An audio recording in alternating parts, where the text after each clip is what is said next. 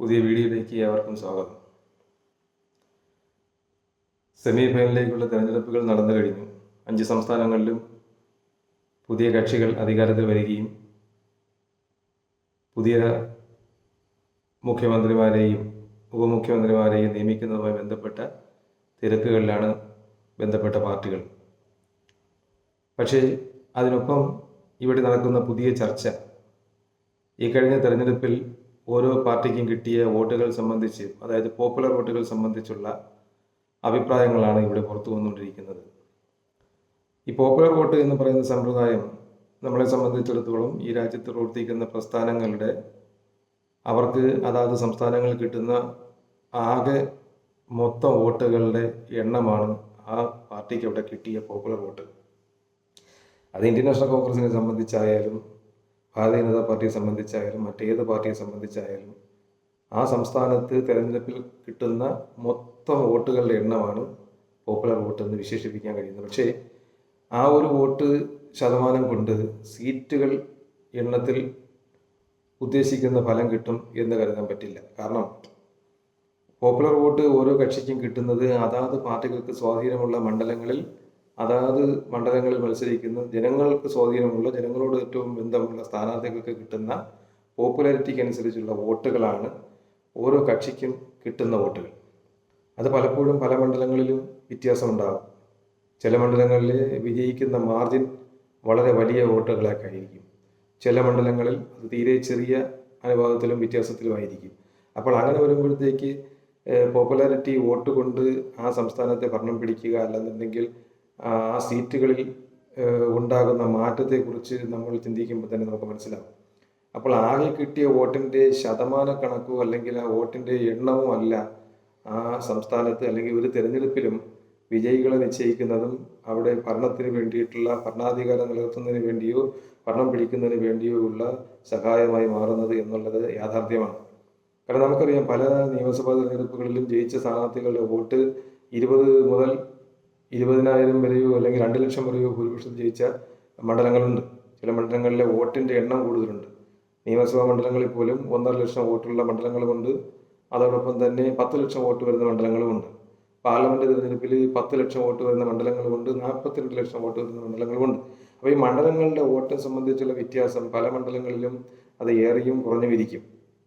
അതാത് മണ്ഡലങ്ങളിൽ അതാത് കാലത്തുണ്ടാകുന്ന വോട്ടർമാരുടെ വർധനവിനനുസരിച്ച്, മണ്ഡലങ്ങളിലെ പോപ്പുലേഷനിൽ ഉണ്ടാകുന്ന വർധനവിനനുസരിച്ച്, വോട്ടർമാരുടെ പട്ടികയിൽ ഉണ്ടാകുന്ന വർധനവനുസരിച്ച് അവിടുത്തെ വോട്ടർമാരുടെ എണ്ണത്തിൽ വർധനമുണ്ടാകും. അപ്പോൾ അങ്ങനെ വരുമ്പോൾ സ്വാഭാവികമായും ഒരു മണ്ഡലത്തിൽ വിജയിക്കുന്ന സ്ഥാനാർത്ഥി 20, 25 അല്ലെങ്കിൽ 100, 50 അല്ലെങ്കിൽ അതിന് മുകളിലോട്ട് 500, 1000 ആ അനുപാതത്തിൽ ജയിക്കുകയാണെന്നുണ്ടെങ്കിൽ ആ സ്ഥാനാർത്ഥികൾക്ക് കിട്ടുന്ന വോട്ടിനെ അപേക്ഷിച്ച് ചിലപ്പോൾ കുറഞ്ഞ സീറ്റുകളിലായിരിക്കും വിജയം വന്നിട്ടുള്ളതെങ്കിൽ പോലും ആ പ്രസ്ഥാനങ്ങൾ ജയിച്ച സീറ്റുകളിൽ 25,000-ന് മേളിലോ 50,000-ന് മേളിലോ വോട്ടുകൾ അവർക്ക് ഭൂരിപക്ഷമായി കിട്ടിയിട്ടുണ്ടെന്നുണ്ടെങ്കിൽ പോപ്പുലർ വോട്ടിനെ സംബന്ധിച്ചിടത്തോളം ആ പ്രസ്ഥാനങ്ങൾക്ക് ഒരു വലിയ മാർജിനിലുള്ള വോട്ടുകൾ സമാഹരിക്കാൻ കഴിയും. പക്ഷേ അത് തിരഞ്ഞെടുപ്പിൽ സീറ്റുകളായി മാറില്ല.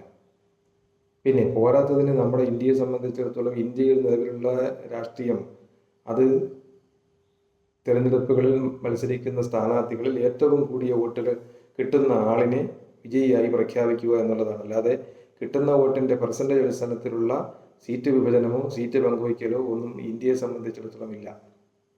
അമേരിക്ക പോലത്തെ രാജ്യങ്ങളിലാണെന്നുണ്ടെങ്കിൽ അവിടുത്തെ സംസ്ഥാനങ്ങളിലായാലും കിട്ടുന്ന പോപ്പുലാരിറ്റി പ്രകാരം കിട്ടുന്ന പോപ്പുലർ വോട്ടുകളുടെ അടിസ്ഥാനത്തിൽ ആണ് അവിടുത്തെ സീറ്റുകൾ പങ്കുവെച്ച് പോകുന്നത്. അത് ഈ 2 പാർട്ടികൾ മത്സരിക്കുമ്പോൾ അല്ലെങ്കിൽ പല പാർട്ടികൾ മത്സരിക്കുമ്പോൾ ഓരോ പാർട്ടിക്കും കിട്ടുന്ന പോപ്പുലർ വോട്ട്, ആ വോട്ടിൻ്റെ ശതമാനത്തിനനുസരിച്ചുള്ള പാർലമെൻറ്റ് മെമ്പർമാരും ലെജിസ്ലേറ്റീവ് അംഗങ്ങളും അമേരിക്കൻ തിരഞ്ഞെടുപ്പിൻ്റെ ഭാഗമായി അവിടെ പാർട്ടികൾക്ക് കിട്ടും. പക്ഷേ ഇന്ത്യയെ സംബന്ധിച്ചിടത്തോളം അങ്ങനെയല്ല. ഇന്ത്യയിൽ മത്സരിക്കുന്ന സ്ഥാനാർത്ഥികളിൽ ഏറ്റവും കൂടുതൽ വോട്ട് വാങ്ങുന്ന ആൾ ആണ് അവിടെ വിജയിയായി പ്രഖ്യാപിക്കപ്പെടുക. ചിലപ്പോൾ ആ മണ്ഡലത്തിലെ വോട്ടർ പട്ടികയിൽ നിലവിലുള്ള വോട്ടിംഗ് ശതമാനത്തിൻ്റെ വോട്ടുകളുടെ 35% അല്ലെങ്കിൽ 40% വോട്ടുകളായിരിക്കും പോൾ ചെയ്യപ്പെടാൻ സാധ്യതയെങ്കിൽ ആ 40% പോൾ ചെയ്ത വോട്ടുകളിൽ നിന്നുമാണ് അതിൽ ഏറ്റവും കൂടുതൽ വോട്ട് കിട്ടുന്ന വിജയിയെ തീരുമാനിക്കുന്നത്. അപ്പോൾ അങ്ങനെ വരുമ്പോൾ സ്വാഭാവികമായും നമ്മളിവിടെ ഇത്തരം ചർച്ചകളിലൂടെ ഇന്ത്യൻ നാഷണൽ കോൺഗ്രസിനെ പോലെ ഉള്ളൊരു പ്രസ്ഥാനത്തെ അല്ലെങ്കിൽ മറ്റേതെങ്കിലും പ്രസ്ഥാനത്തെ അതിൻ്റെ പ്രവർത്തനങ്ങളെ വഴിതിരിച്ചു വിടുകയോ അതിനെ മരവിപ്പിക്കുകയോ ചെയ്യുന്നതിനുള്ള ശ്രമങ്ങളാണ് അത്തരം ചർച്ചകൾ ഉയർത്തിവിടുന്ന ആളുകൾ അവരുടെ മനസ്സുകൊണ്ടും അവരുടെ ബുദ്ധി കൊണ്ടും ഉദ്ദേശിക്കുന്നത് എന്ന കാര്യത്തിൽ യാതൊരു തർക്കവുമില്ല. കാരണം നമുക്കറിയാം, കഴിഞ്ഞ 89 തിരഞ്ഞെടുപ്പിൽ ഒരു മാറ്റമുണ്ടായി. ഇവിടെ ദേശീയ മുന്നണി ഇടതുപക്ഷ സഖ്യം BJPയുടെ പിന്തുണയോടെ അധികാരത്തിൽ വന്നു. അവർ സഖ്യമായി മത്സരിച്ചതാണ്. 2 സീറ്റുകൾ 84 ഉണ്ടായിരുന്ന BJP 89 സീറ്റുകളുടെ എണ്ണം 10 മടങ്ങ് വർദ്ധിപ്പിച്ചു. അത് കഴിഞ്ഞതിന് ശേഷം 91 വീണ്ടും തിരഞ്ഞെടുപ്പ് വരുന്നു. ആ തിരഞ്ഞെടുപ്പിലും BJPയുടെ സീറ്റുകൾ ഏതാണ്ട് 30% വീണ്ടും വർദ്ധിക്കുന്നു. പിന്നീട് ഇങ്ങോട്ട് 96 വീണ്ടും അസ്ഥിരമായിരുന്ന രീതിയിലുള്ള തിരഞ്ഞെടുപ്പ് ഫലവും അതിൻ്റെ അടിസ്ഥാനത്തിൽ ഐക്യമുന്നണി സർക്കാർ അധികാരത്തിൽ വരുന്നു. പക്ഷേ അത്തരം കാലഘട്ടങ്ങളിലെല്ലാം ഇന്ത്യൻ നാഷണൽ കോൺഗ്രസിനെ സംബന്ധിച്ചിടത്തോളം ഇന്ത്യയിലെ പ്രധാനപ്പെട്ട സംസ്ഥാനങ്ങളിലെല്ലാം ആ പാർട്ടി ഒന്നുകിൽ അധികാരത്തിലോ അല്ലാന്നുണ്ടെങ്കിൽ ആ അധികാരം നിയന്ത്രിക്കാൻ കഴിയുന്ന രീതിയിലുള്ള ഒരു മുഖ്യ കക്ഷിയായിട്ട് നിലവിലുണ്ടായിരുന്ന ഒരവസ്ഥ പണ്ടുണ്ടായിരുന്നു. അത് 98, 99 തെരഞ്ഞെടുപ്പുകളിൽ BJP അധികാരത്തിൽ വരുന്നു. അന്ന് 180 സീറ്റുകൾ ഒരു ആവറേജ് ശരാശരി വരത്തക്ക രീതിയിലുള്ള ഒരു പ്രവർത്തനം, അല്ലെങ്കിൽ 120 മുകളിൽ ഒരു 180 സീറ്റുകൾ, അത്രയും സീറ്റുകൾ നേടാനായിട്ട് BJPക്ക് സ്റ്റഡിയായ ഒരു സ്ഥിരത ആർന്നൊരു പ്രവർത്തനം ഇവിടെ കാഴ്ചവെക്കാൻ വേണ്ടി കഴിഞ്ഞിരുന്നു. അതിൻ്റെ അടിസ്ഥാനത്തിലാണ് AB വാജ്പേയിയുടെ നേതൃത്വത്തിലുള്ള ഗവൺമെൻറ്റുകൾ ഇവിടെ ഉണ്ടായത്. ഇതെങ്ങനെ ഉണ്ടായി എന്നുള്ളതിന് ഉള്ള ഉത്തരം ഇനി പറയാം.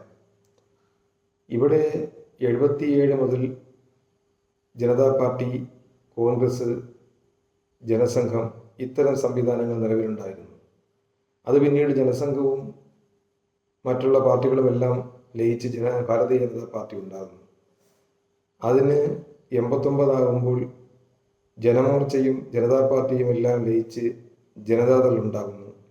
ആ ജനതാദൾ ഇന്ത്യയിലെ പ്രധാനപ്പെട്ട ഹിന്ദി ഹൃദയഭൂമിയിലെ സംസ്ഥാനങ്ങളിൽ പലതിലും അധികാരത്തിൽ വരുന്നു. ഗുജറാത്ത്, ബീഹാർ, ഉത്തർപ്രദേശ്, ഹരിയാന അടക്കമുള്ള പ്രമുഖ സംസ്ഥാനങ്ങളിലെല്ലാം ആ പാർട്ടി അധികാരത്തിൽ വരുന്നു. ഒറീസയിലടക്കം അവർ മന്ത്രിസഭ രൂപീകരിക്കുന്നു. അന്ന് ആ പാർട്ടിക്ക് എല്ലായിടത്തും പ്രധാനപ്പെട്ട നേതാക്കന്മാർ ഉണ്ടായിരുന്നു. അതിനകത്ത് രാമകൃഷ്ണ ഹെഗ്ഡെ അടക്കം, ബിജു പട്നായിക് അടക്കം,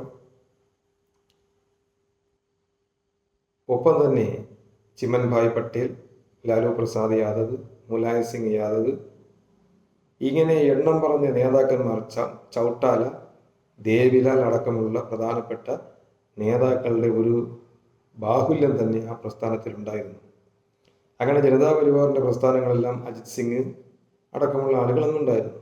അങ്ങനെ ജനതാ പരിവാറിൻ്റെ ഭാഗമായിട്ട് ഇന്ത്യ ഒട്ടുക്കും ഉണ്ടായിരുന്ന അവരുടെ ആ ജനസമ്മതിയും നേതൃബാഹുല്യവും എല്ലാം 96 ശേഷം അതെല്ലാം ഇല്ലാതായി.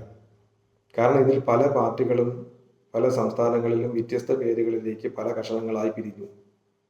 ജനതാദൾ യു ആയി, സമാജ്വാദി ജനതാ പാർട്ടിയായി,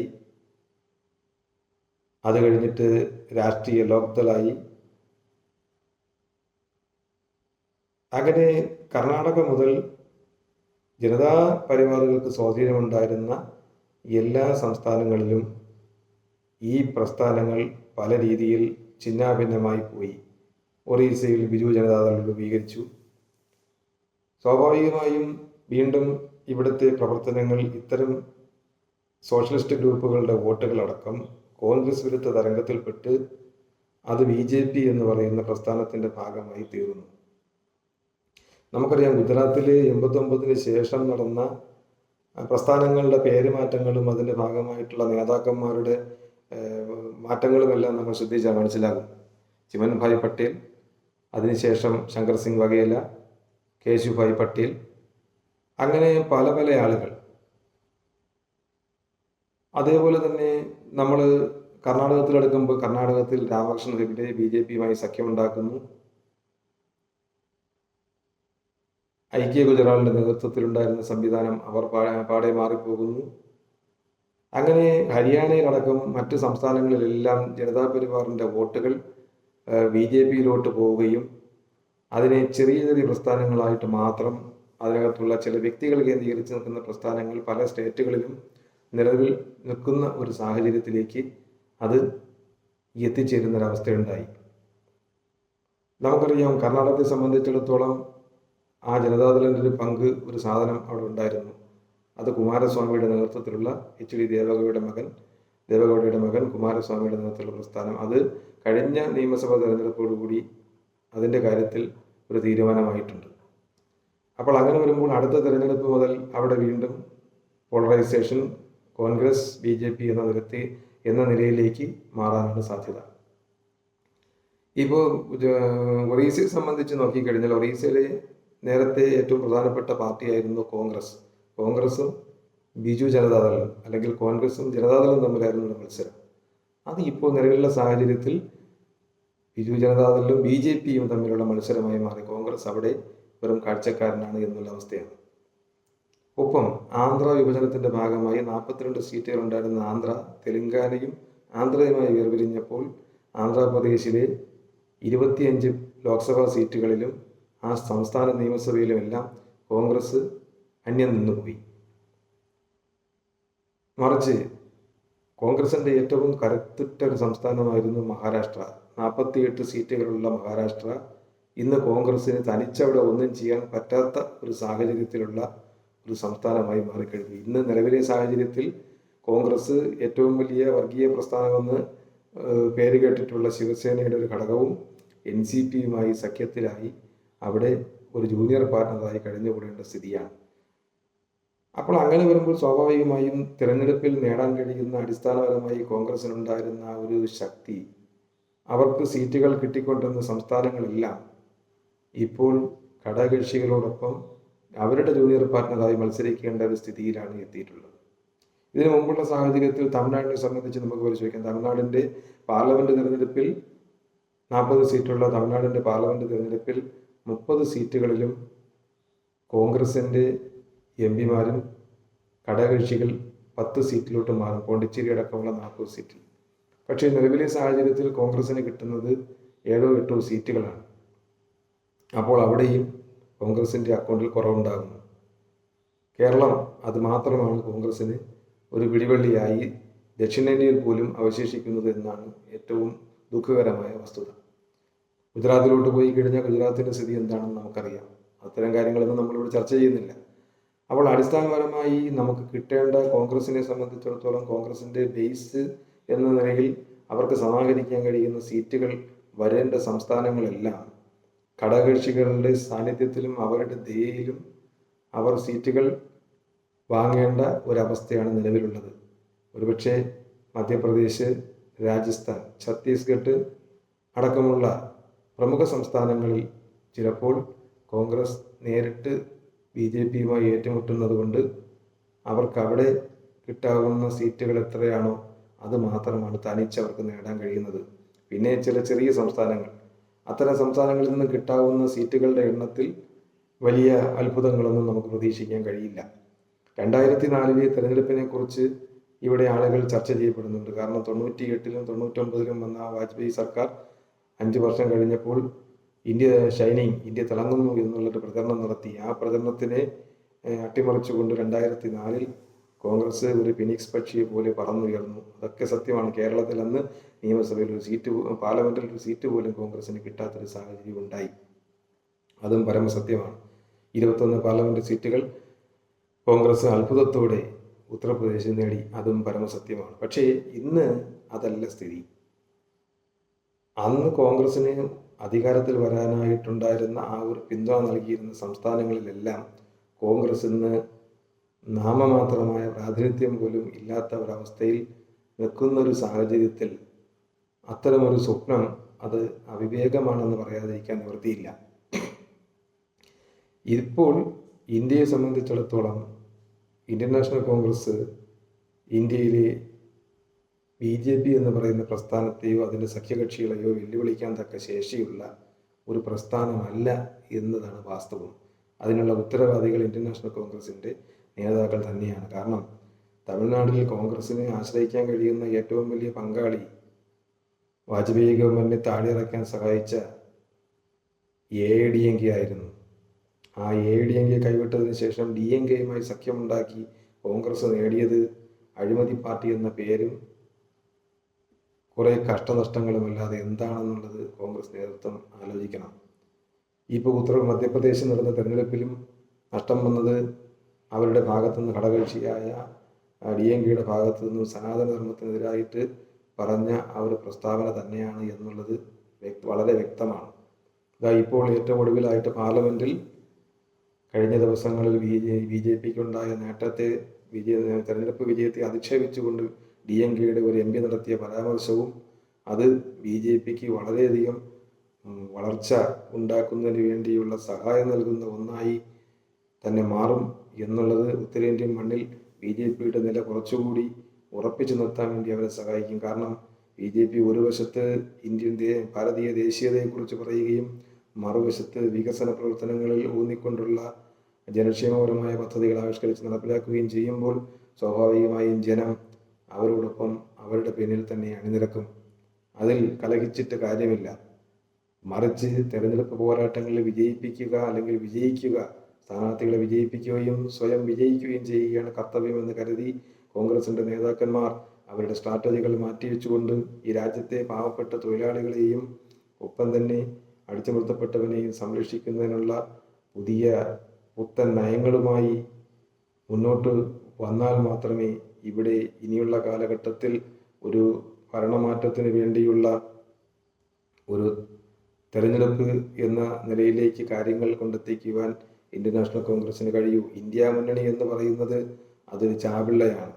അതിന് ജന്മം കൊണ്ടോ കർമ്മം കൊണ്ടോ ഇന്ത്യയിൽ ഒന്നും ചെയ്യാൻ കഴിയില്ല എന്ന് മുൻകാലങ്ങളിൽ അത്തരം സഖ്യങ്ങൾ നടത്തിയ പ്രവർത്തനങ്ങൾ തന്നെ നമ്മുടെ മുന്നിൽ വളരെ വ്യസനത്തോടെ നമുക്ക് കാണാൻ കഴിയും. അപ്പോൾ സ്വാഭാവികമായും സ്ഥിരതയാർന്നത് ഗവൺമെൻറ്റിന് വേണ്ടിയിട്ടാണ്.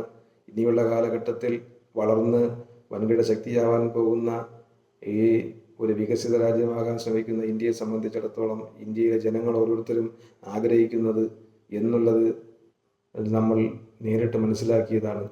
ആ മനസ്സിലാക്കിയ കാര്യം അതിനിയും മനസ്സിലാക്കാൻ കഴിയാത്ത രാഷ്ട്രീയ പ്രസ്ഥാനങ്ങൾ ജനങ്ങളുടെ കണ്ണിൽ ഒരു കരടായി മാറും എന്നുള്ള കാര്യത്തിൽ തർക്കമില്ല. അത്തരം പ്രസ്ഥാനങ്ങൾ അവരുടെ നിലവിലെ സ്ഥിതിയിൽ നിന്നും കുറച്ചുകൂടി പിന്നോട്ട് പോകാനാണ് ഇപ്പോൾ ഇത്തരത്തിലുള്ള നീക്കങ്ങളിലൂടെ അവർ ശ്രമിക്കുന്നത് എന്ന് പറയാതെ വയ്യ. നമുക്കറിയാം, കഴിഞ്ഞ പാർലമെൻറ്റ് തെരഞ്ഞെടുപ്പിൽ വയനാടൻ മണ്ണിൽ മത്സരിച്ച രാഹുൽ ഗാന്ധിക്ക് വേണ്ടി ഇന്ത്യൻ യൂണിയൻ മുസ്ലിം ലീഗിൻ്റെ പതാകകൾ വീശിയതിന് ഉത്തരേന്ത്യൻ മണ്ണിൽ കിട്ടിയ പ്രതികരണം എന്താണെന്ന് നമുക്കറിയാം. അങ്ങനെയുള്ള രാഷ്ട്രീയ സാഹചര്യവും സാമൂഹിക സാഹചര്യവും നിറഞ്ഞ ഇന്ത്യൻ മണ്ണിൽ അധികാരത്തിലേക്ക് കടന്നു വരാൻ വേണ്ടി കോൺഗ്രസ് ഇനിയും ഒരുപാട് പരിശ്രമിക്കേണ്ടി വരും. അതിന് ഇപ്പോഴുള്ള ഇത്തരം ഗിമിക്കുകളോ ഇത്തരം ടെക്നിക്കുകളോ ഇത്തരം മതന്യൂനപക്ഷ വോട്ടുകളുടെ സമാഹരണമോ ഒന്നും മാത്രം മതിയാകില്ല. സ്ഥിരതയാർന്നൊരു ഗവൺമെൻറ് രൂപീകരിക്കുന്നതിന് വേണ്ടി ഈ സമൂഹത്തിലെ ഏറ്റവും ശക്തമാർന്ന ഏറ്റവും വലിയ സമുദായങ്ങളെ കൂടെ നിർത്തുന്നതിന് വേണ്ടിയുള്ള പരിശ്രമം ആ പ്രസ്ഥാനത്തിൻ്റെ ഭാഗത്തു നിന്നും ഉണ്ടായാൽ മാത്രമേ മതിയാവൂ. നിങ്ങൾ ഒരു കാര്യം മനസ്സിലാക്കണം, മമതാ ബാനർജി എന്ന് പറയുന്ന ആൾ, ആ മുഖ്യമന്ത്രി ബംഗാളിനെ സംബന്ധിച്ചിടത്തോളം എങ്ങനെയാണ് അധികാരം പിടിച്ചത് എന്നുള്ളതിനെക്കുറിച്ച് അവർ അഭിമുഖത്തിൽ പറഞ്ഞിട്ടുണ്ട്. ആ അഭിമുഖം ഒരിക്കൽ കൂടി കേൾക്കാൻ കോൺഗ്രസ് നേതൃത്വം തയ്യാറാകണം. എങ്കിൽ മാത്രമേ പാർട്ടിക്ക് ഒരു സുസ്ഥിരമായ ഗവൺമെൻറ് അടുത്ത ഒരു 10 വർഷത്തിനുള്ളിൽ ഇന്ത്യയിൽ സ്ഥാപിക്കാൻ സാധിക്കൂ എന്നുള്ള യാഥാർത്ഥ്യം ഇവിടെ സ്മരണീയമാണ്. അതിൽ ആരെങ്കിലും കലഹിച്ചിട്ടോ ഇത് കേൾക്കുമ്പോൾ എന്തെങ്കിലും അരോചകം തോന്നിയിട്ടോ കാര്യമില്ല. കാരണം തട്ടിക്കൂട്ട് സംവിധാനങ്ങൾക്കൊന്നും ഇന്ത്യൻ മണ്ണിൽ സാധ്യമല്ല. ഇവിടെ അത്തരം പ്രസ്ഥാനങ്ങളും അത്തരം സംവിധാനങ്ങളൊന്നും ഇന്ത്യൻ മണ്ണിൽ നിലനിൽപ്പില്ല എന്നുള്ള കാര്യം എല്ലാവരും മനസ്സിലാക്കേണ്ടതാണ്.